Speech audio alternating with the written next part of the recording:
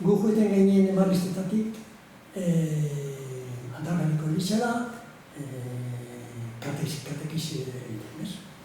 Eta han batzartzen ginen taldiek, abariek.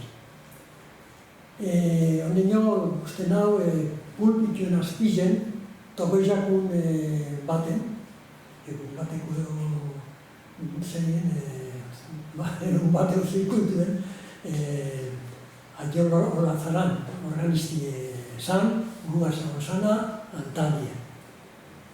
Kontetan, erietzan buruz. Niri sartu jaten bilurre.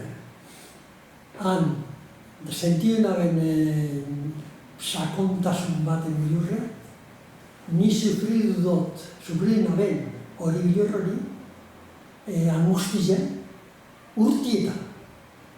Nik hogetak azurtiekin urtietan, entorten jaren problema psikologiko baten neuken angustizena. Sufridu haben la repera. Da oin, kontraste moduen, zer sentitan haben orduen, zelako angustizak eta bar, zelako bilurrek eritzeari,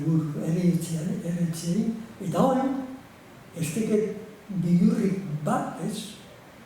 Baina, vamos, ziurtutena, pensan dut, ez da leuko bilurrik bat, ingen hasilien, erietzari buruz.